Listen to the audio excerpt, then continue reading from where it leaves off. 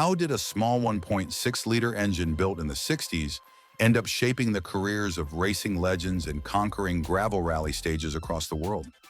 The Ford Kent Crossflow isn't just an engine, it's a phenomenon.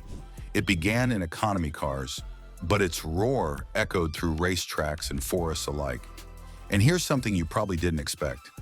It might still be alive today, hidden in garages, burning rubber in vintage races, and getting rebuilt for weekend fun.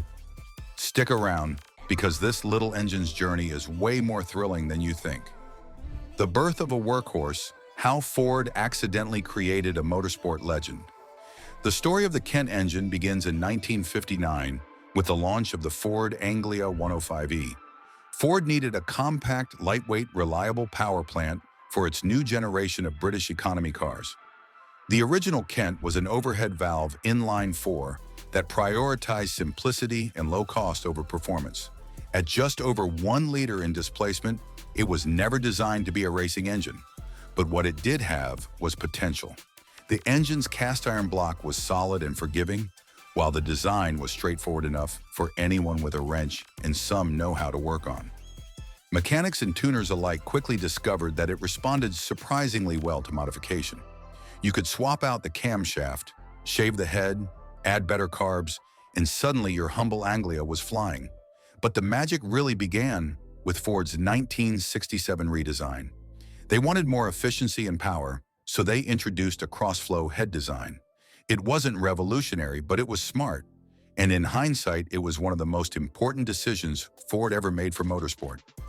Crossflow revolution, the 1967 redesign that changed everything. The crossflow part of the name refers to the layout of the engine's cylinder head. In the old design, intake and exhaust ports were on the same side, leading to heat buildup and poor breathing. The crossflow layout separated them onto opposite sides, allowing fresh air to enter one side while hot exhaust gases exited the other. That improved performance, reduced thermal issues, and made tuning far easier. With this change, the Kent Crossflow wasn't just more efficient, it became a tuner's dream. Its cylinder head responded beautifully to porting and polishing. The simplicity of the block allowed for easy rebuilds, and the engine's compact dimensions made it ideal for all kinds of vehicles. Before long, hot rodders and privateers had figured out how to wring serious horsepower from this little motor. Racers who couldn't afford big, expensive V8s could build a fire-breathing Kent for a fraction of the cost. Power numbers jumped from 60 horsepower stock to well over 100 with aggressive modifications, and beyond 150 for full-blown race builds. This wasn't just a performance engine, it was the great equalizer, a chance for the average Joe to go fast, to compete, and to win. Formula Ford, where legends learn to drive. While the Kent Crossflow was finding its place in modified street cars and club racing, something even bigger was brewing. Formula Ford. In 1967, the same year the Crossflow had arrived, Formula Ford was launched as an affordable single-seater racing series. The idea was brilliant. Keep costs down by standardizing parts, eliminate the need for expensive aerodynamics, and put the focus squarely on driver talent. The chassis were lightweight, nimble, and completely dependent on the engine's power band and the driver's skill. And what engine did they choose? The Kent Crossflow. Why? Because it was cheap, reliable, and easy to tune. It could rev high, but it also had enough torque to teach drivers proper throttle control. It wasn't about straight-line speed, it was about finesse. The Kent Crossflow engine powered generations of racers who would go on to become household names. Ayrton Senna, Nigel Mansell, Jenson Button, Mark Webber, they all cut their teeth in Formula Ford. The engine became synonymous with driver development.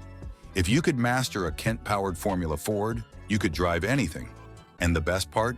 You could hear a good driver. Because the engine was so responsive, every missed shift, every sloppy throttle input echoed through the car.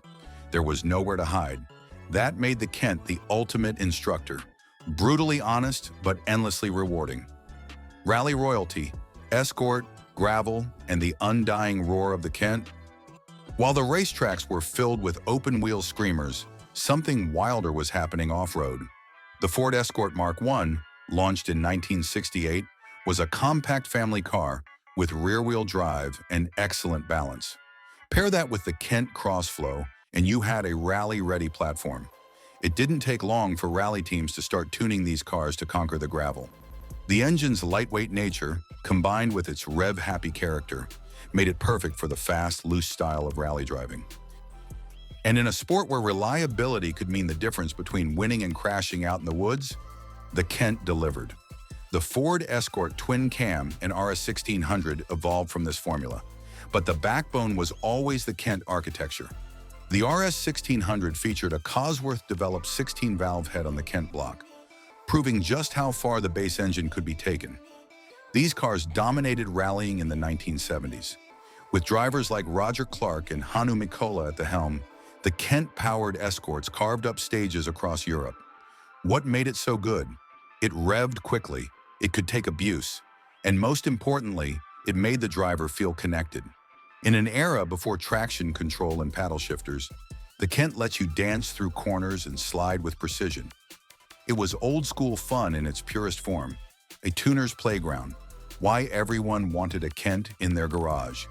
Away from the pro circuits and rally stages, the Kent Crossflow became a staple in the garages of weekend warriors. Its charm wasn't just in how it performed, but in how approachable it was. This was an engine that invited you in, handed you a spanner and whispered, "Let's go faster." Enthusiasts loved it because it was easy to modify. You didn't need a dyno and an engineering degree. With a decent toolkit, a Haynes manual, and some patience, you could swap in a hotter camshaft, upgrade to twin Weber carburetors, shave the head for compression, and bolt on a tubular exhaust. The engine responded beautifully. It taught people how engines worked: mechanical sympathy, airflow, timing, compression. It was a masterclass in internal combustion. In the UK, it became a cultural touchstone. You couldn't go to a club meet without seeing a Kent-powered Cortina or Escort, hood popped open, the owner proudly explaining how they squeezed out an extra 10 horsepower. Kit car manufacturers caught on too, with companies like Caterham and Westfield offering Kent-powered builds. Lightweight, minimalist chassis paired with a tuned Crossflow? That was pure driving heaven. And the best part was the sound. That high-revving, barky mechanical growl that only a Kent could make. It wasn't just fast, it felt fast. And that made it addictive. Still alive, the Crossflow's unexpected comeback. By the 1990s, tightening emissions regulations and the rapid evolution of automotive technology began to close the curtain on the Kent Crossflow's time in new production vehicles. Governments demanded cleaner-burning engines, and manufacturers turned their attention to fuel injection systems, catalytic converters, and complex electronic controls. The Kent, with its push rods and carburetors, seemed outdated. It wasn't that it stopped being good, it just stopped being compliant. Fuel injection and electronics were clearly the future. But while most engines from its era faded into obscurity or became footnotes in automotive textbooks, the Kent did something different. It went underground. It became a cult hero. Instead of disappearing, the Kent Crossflow thrived in the hands of private builders, grassroots racers, and vintage car enthusiasts. An entire cottage industry sprang up around it. Today you can buy brand new Kent blocks made to original specs. There are aftermarket cylinder heads that improve flow, high-performance camshafts, forged pistons, and everything in between. Some components are exact reproductions, others are modernized to handle today's fuels and higher power outputs. There are engine shops that do nothing but build Kents, refining every detail with decades of accumulated knowledge. In the world of vintage Formula Ford, the Kent never left the stage. It remains the heart and soul of the series, not just out of nostalgia, but because it's still the perfect tool for the job. It rewards precision, demands driver finesse, and promotes close, competitive racing. Many of the cars from the 70s and 80s are still actively competing, powered by freshly built Kent engines from last year. But it doesn't stop there. You'll find Kent Crossflows in all kinds of modern builds: kit cars, restomods, and quirky retro customs. In a world overwhelmed by sensors, ECUs, and turbo lag, the Kent offers something rare: mechanical honesty. A living, breathing reminder of when cars had soul, and you could feel every beat of it through the throttle pedal. Legacy that won't quit. Why the Kent Crossflow still matters today. What makes the Kent Crossflow more than just an old engine?